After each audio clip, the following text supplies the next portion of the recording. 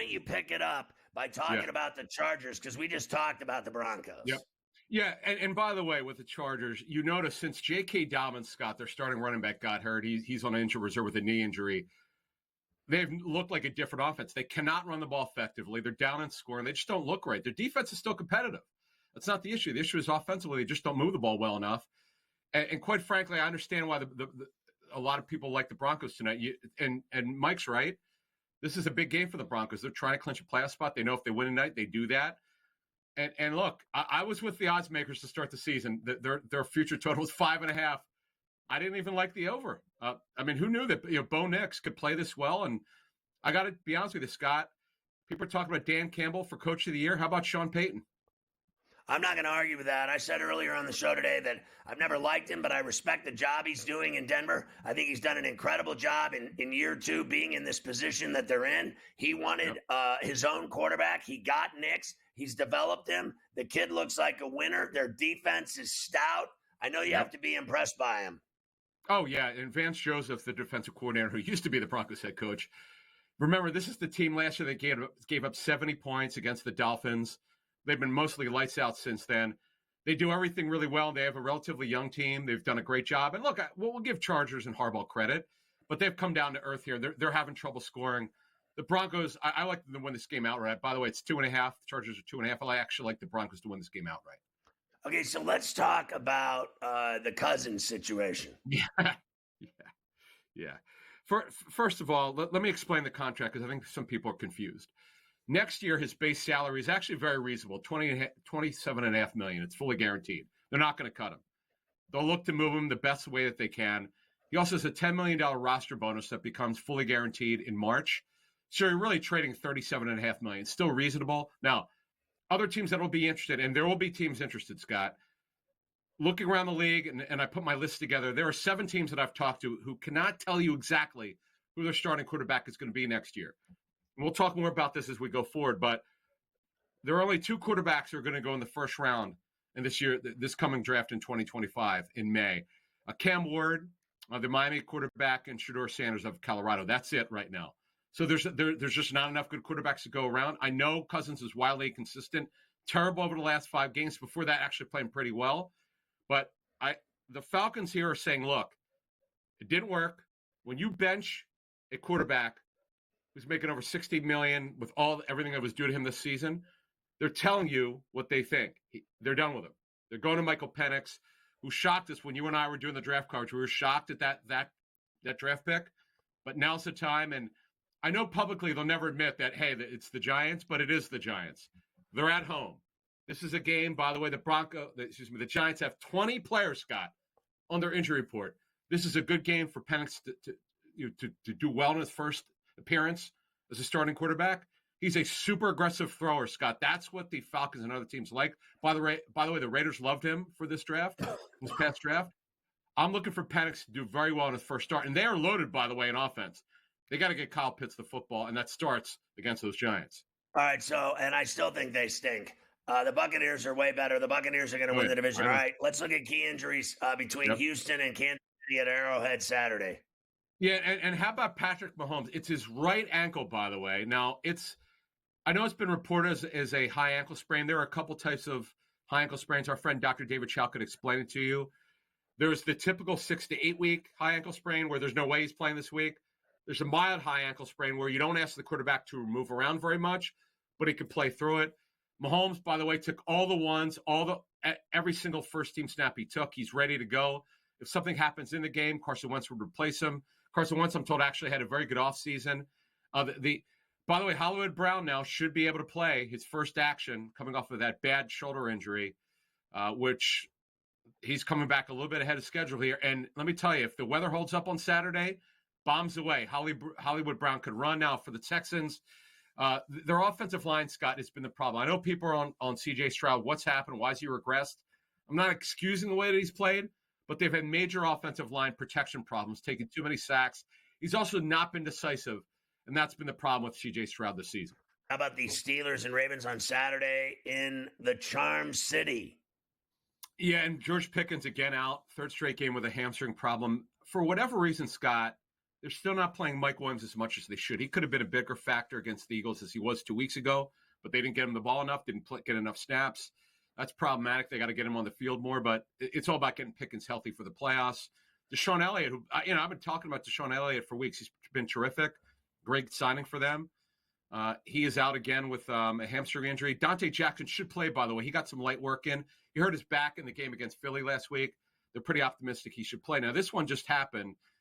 For the Ravens, Rashad Bateman, who's one of their starting receivers, he's had foot problems on and off in his career. They had a light practice today. He didn't work.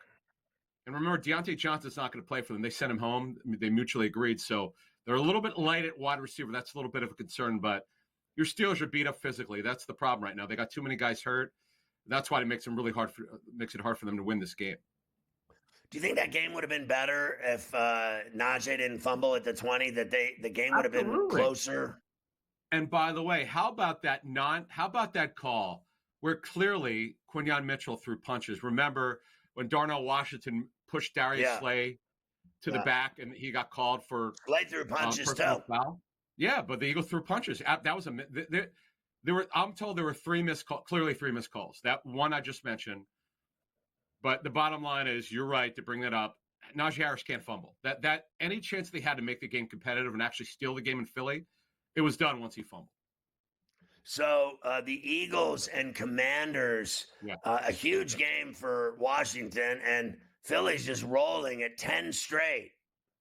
The NFL's current longest winning streak at 10 straight, you are correct. And the only concern they have injury-wise is Landon Dickerson, their left guard who left the game last week, didn't return against the Steelers. He's got a minor knee issue here. They're going to see if he can get through practice tomorrow. If he can, he'll play. If not, it'll be Tyler Steen, who's a draftee last year, who filled in for him in this game. But other than that, Britton Covey, who was the best punt returner in the National Football League last season, he's had a neck injury. He's missed the last 2 games. He's fine, but he's got to get cleared for contact. But for the Commanders, now this is big, and I'm sure Zach Ertz wants to play against his former team. Ertz has got a concussion, but the good thing is he worked today, Scott. He got some work in. So he's progressing through the protocol. Noah Brown at wide receiver, who was a starter for the Commanders, he's done. He got put on IR last week. So they're going with De'Ami Brown, who played at North Carolina, but not for Bill Belichick. What about the Vikings and Seahawks at Lumen Field? Yeah, this concerns me. Yes, Geno Smith will play at quarterback. By the way, for the Vikings, Stephon Gilmore looks like he's going to be able to play. He missed the last 2 games due to hamstring, and that's big with DK Metcalf on the other side. But this is what concerns me.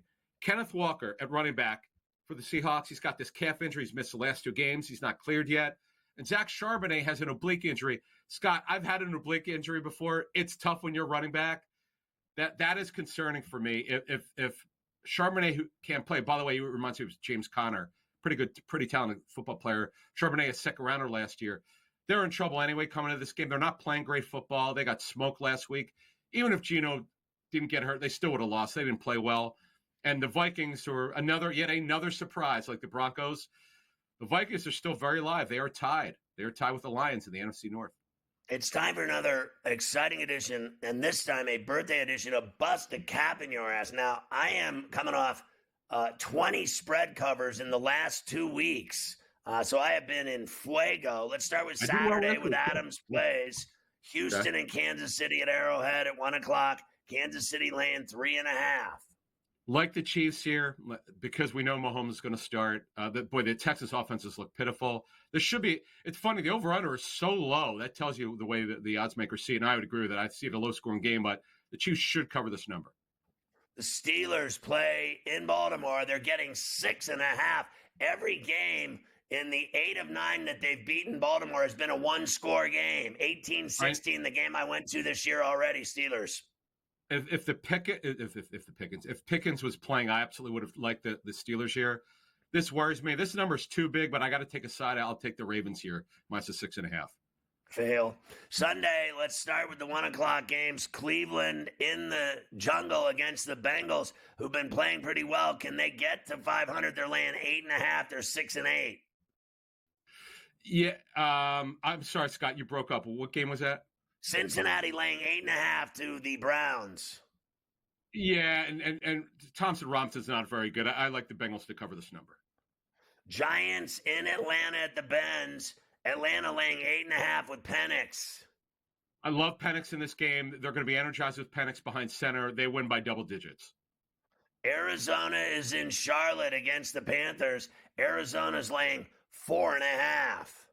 Yeah, and Bryce Young did not play well last week. I like the Cardinals to cover this number. They need to win this, and they know it. Detroit and Chicago at Soldier Field. The Lions have tons of injuries, but they're still laying 6.5. Yeah, and boy, the Bears have a long losing streak. They're not playing well. I like the Lions, by the way. The only offensive player of note they're going to miss is David Montgomery. They'll be fine. They'll be able to cover this number.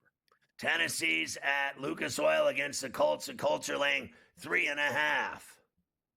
Yeah, and they got to change at quarterback. I have a slight lean towards the Colts in this game. The Rams play the Jets at Jet Life in East Rutherford. The Rams are laying 3. Yeah, I like the Rams, who know they need this game. They're trying to get the thing done there in the NFC West. I like the Rams to cover it. Phillies at Washington, also at 1 o'clock. Eagles laying 3.5. Can't believe this game was not flexed. I like the Eagles to take care of business here and to beat a team like Washington who's been very inconsistent lately. Minnesota's at Seattle at 4:05 at Lumen. Vikings are laying 3. Yeah, and Seattle no longer is a good home field. Remember the Giants, when Daniel Jones was the quarterback, went in and beat them pretty soundly. Yeah, I like the Vikings to take care of business here. New England at Buffalo. Buffalo laying 2 touchdowns. Boy, that's a big number, but Josh Allen's going off, and they go off, and they take care of business. Vegas laying 1.5 to Jacksonville in Sin City. I like Jacksonville to take care of business and actually cover this number. San Francisco at Miami. Dolphins laying 1.